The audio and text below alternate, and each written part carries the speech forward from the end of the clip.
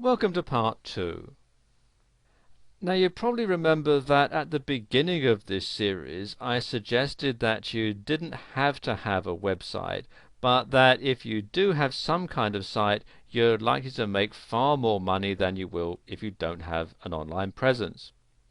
The reason should now be becoming obvious, as if you don't have a site or a blog that outlines your services, a place to which you can refer your potential prospects, then using simple online promotional tactics such as article and video marketing isn't going to really work for you. At the same time, however, I wouldn't recommend spending a great deal of time and effort creating an extremely fancy HTML website. On the contrary, what you should do is give your business a name and subsequently register a domain name. And a good place to do it is here at GoDaddy, which is godaddy.com. As you can see, they've got all sorts of domains here, very reasonably priced indeed. And what you can do, go ahead, come to this site, register your domain name, choose one that features your business name, and this looks highly professional. And the next step is to set up a web hosting account, and a good place to do that is hostgator.com. As you can see, they'll set you up a hosting account from $4.95 a month, which is very good value. And this is basically space on their computer where you can host your website and present it to the world. You want to link your domain to your hosting account, and most web hosts will show you how to do that. HostGator certainly does that. And then you're good to go. Now what you want to do then is use Fantastico, which you'll find in the C panel of your control panel of your web hosting account, to install WordPress on your site. If you don't host with HostGator, you host somewhere else and they don't include WordPress, what you can do is come here to this site here, wordpress.org, and download it, and there are instructions on how to install it. And once you've done that, you now have a site that you can use to present your services to the world. And you can literally set this up in a couple of hours from start to finish, giving you a place where you can direct all the targeted traffic that you generate using tactics like article and video marketing. Furthermore, you can use your site to provide prospects and visitors with information about special offers, new packaged products, additional services, and so on. And this in turn will keep both existing clients interested and prospects coming back for more on a regular basis to see what you have to offer. Yes, as suggested, you can run this business without a website, but if you do, then you're going to leave an awful lot of money on the table, so it's not something that I would recommend as a long-term move. Now, once you have some money in the kitty, you can use pay-per-click advertising like Google AdWords, which you can find here at adwords.google.com, and it'll redirect you to this page here. Or you can use Yahoo Search Marketing, which is this site here, quite a long URL, so if you just type Yahoo Search Marketing into the Yahoo search engine, it'll give you the link to this page. And when you've got these in place, they can drive even more laser targeted traffic to your site.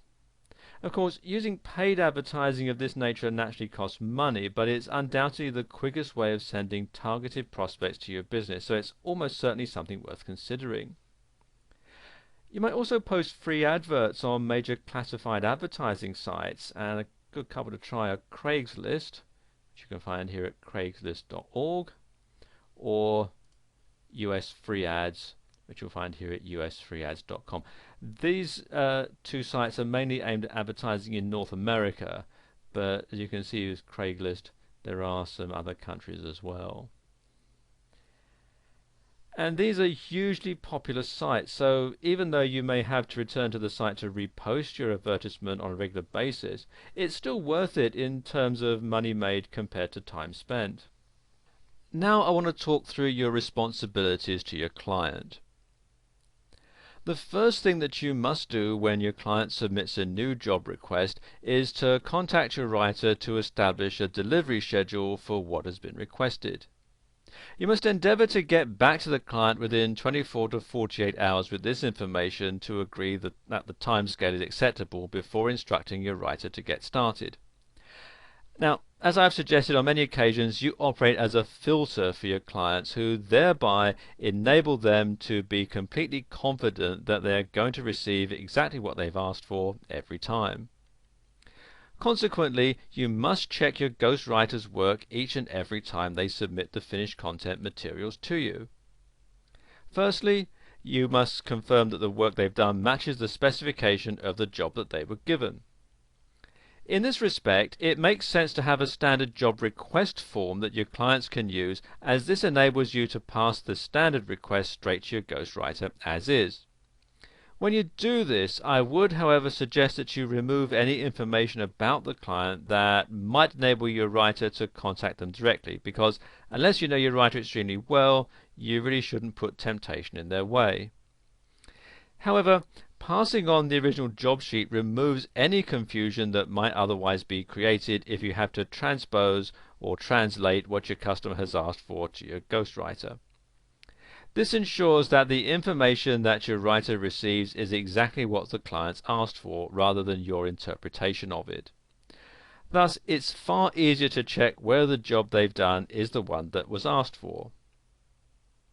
Next, you should check the submitted work for grammatical and spelling errors, as well as running the uniqueness checks as demonstrated previously.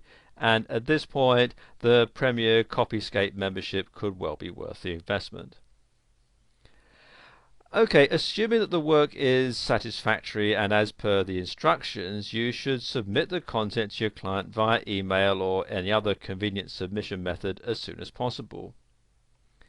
I would suggest that as part of your standard service, you make your prospects and clients aware that you're willing to modify any work that they're not 100% satisfied with at no charge. This is another very strong selling point for your business, one which you would be well advised to emphasize with your clients, and whenever you're engaged in discussions with prospects or clients, you want to let them know that satisfaction is 100% guaranteed. Nevertheless, it might make sense to limit the number of times that you'll do this, but don't highlight the fact. Unfortunately, however, if you do not do so, some clients might be tempted to continuously change their mind simply because they can do so without worrying about spending any more money. As previously suggested, one person can only do so much in every 24-hour period, and this applies just as much to freelance workers as it does to anyone else. Hence, if you only have one ghostwriter, the amount of work your business can handle is strictly limited. Thus, the first thing that you need to do to expand your business in the future is to bring more freelance writers in. If there are any outstanding candidates that you discovered during your initial selection process, you want to retain their information for the time when you need to bring on board the additional writers to expand in this way. But this is not the only way that you can grow your business. For example, once you have gained some experience of the market, you'll probably have a good idea of the most popular products or markets. You could therefore produce more pre-written product packages to satisfy the demands of the most popular niches. Offering automatic recurring billing options to your clients is a great way of making their life easier, while also ensuring that there's a regular monthly cash flow coming into your business. Once you begin to see certain clients who order on a regular basis, why not go back to them and offer to automate the whole process so that they can save themselves even more time and effort? The more clients who you have who work this way with your business, the more secure your business becomes as your regular monthly income increases. As your business naturally grows over time and becomes increasingly well known, your personal standing and authority in the writing business will expand in the same way. You might therefore offer consulting and training services which will introduce another stream of income into your business.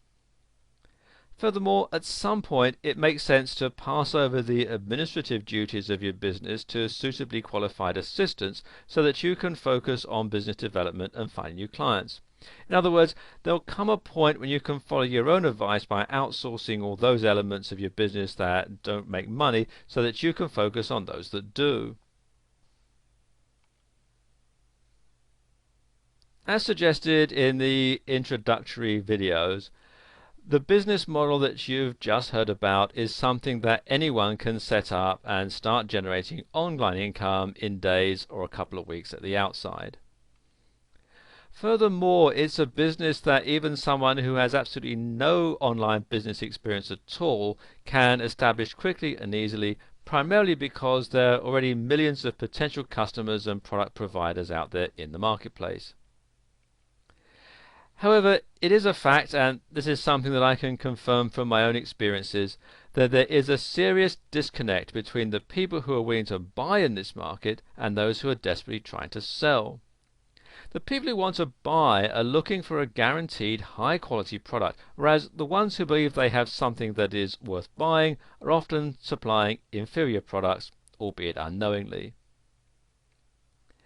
This business model therefore represents a tremendous window of opportunity, one that's not likely to close anytime soon. As long as there are online business owners, entrepreneurs and webmasters who need high quality content to drive their website and associated businesses, services of the type highlighted in this video series will always be in demand. And perhaps one of the greatest beauties of this particular business is that there is a genuine need for brokers or go-betweens who know what they're doing, people who can act as a filter for marketers and website owners who do not have the time or the inclination to do the filtering jobs themselves. In other words, you'll probably never have to sell your services too hard because you're supplying something that's in great demand where there is relatively limited supply at the present time. In conclusion, this is undoubtedly a business where there's a lot of money just waiting to be grabbed, and by following what you've seen in this video series, you can quickly put yourself in a great position to grab your own slice of this extremely lucrative and profitable pie. And I wish you every success.